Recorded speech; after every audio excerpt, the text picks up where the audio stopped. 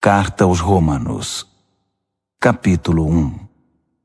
Eu, Paulo, sou um fiel escravo de Jesus Cristo, escolhido como apóstolo autorizado para proclamar o que Deus tem falado e feito.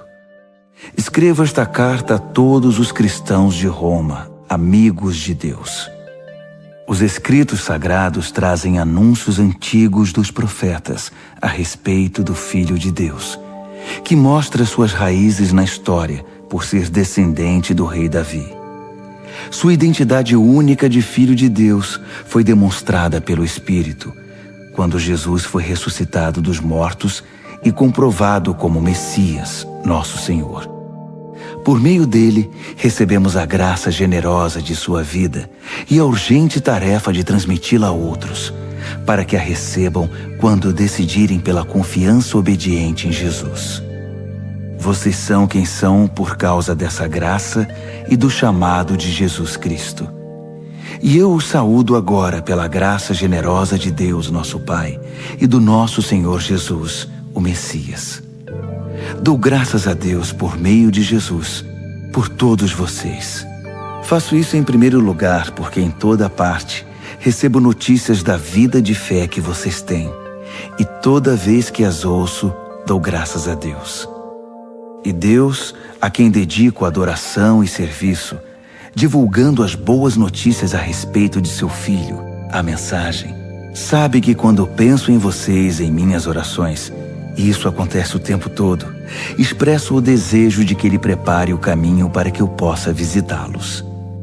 Quanto maior a demora, mais eu sofro. Quero muito estar aí para compartilhar o dom de Deus pessoalmente e vê-los crescer fortes diante dos meus olhos. Mas não pensem que farei isso sem querer nada em troca. Vocês têm tanto para me dar quanto eu a vocês. Por favor, amigos, não entendam mal minha dificuldade de visitá-los. Vocês não têm ideia de quantas vezes fiz planos de ir a Roma. Estou determinado a desfrutar pessoalmente a obra de Deus entre vocês, assim como em tantas outras cidades e comunidades não judaicas. Mas sempre alguma coisa atrapalha meus planos. De fato, todos, gente educada ou ignorante, sofisticada ou simples, mostram-me como dependo de todos e sou devedor a todos. Por isso não vejo a hora de encontrar vocês em Roma e pregar as maravilhosas notícias a respeito de Deus. São notícias que tenho orgulho de proclamar. Essa extraordinária mensagem que revela o magnífico plano de Deus de resgatar todos que confiam nele, começando pelos judeus, mas abrindo a porta para todos os outros povos. O modo de Deus tornar justo o ser humano se manifesta em atos de fé, confirmando o que as Escrituras dizem. Aquele que vive de modo justo diante de Deus, confiando nele, vive de verdade.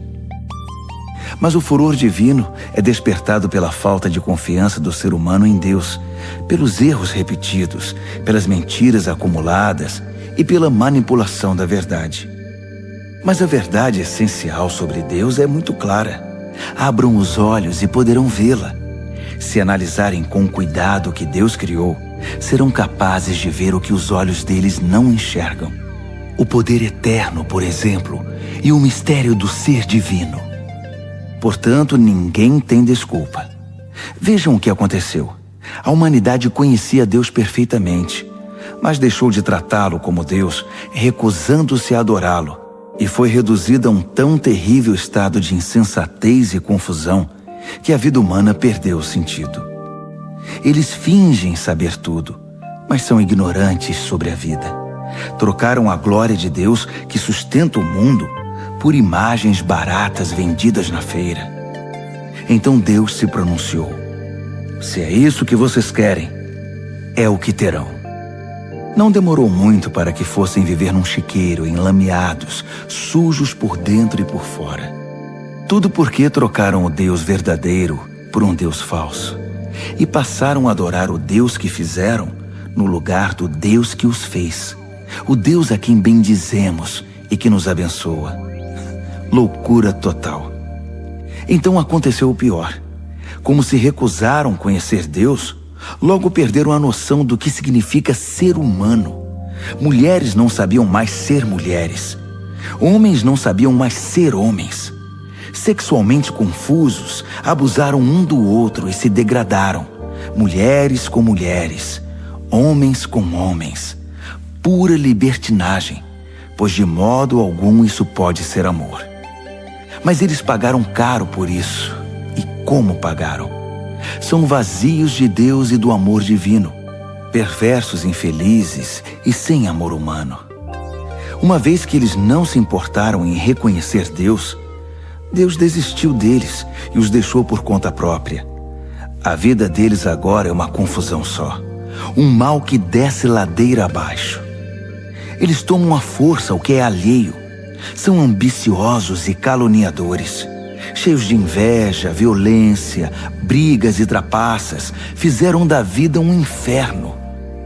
Olhem para eles, são maliciosos, venenosos, críticos ferozes de Deus, brigões, arrogantes, gente vazia e insuportável. Mestres em criar meios de destruir vidas e revoltados contra os pais. Não passam de seres tolos, asquerosos, cruéis e intransigentes. Até parece que eles não sabem o que fazem, mas têm plena consciência de que estão cuspindo no rosto de Deus. E não se importam. Pior ainda, premiam quem faz as piores coisas com eficiência.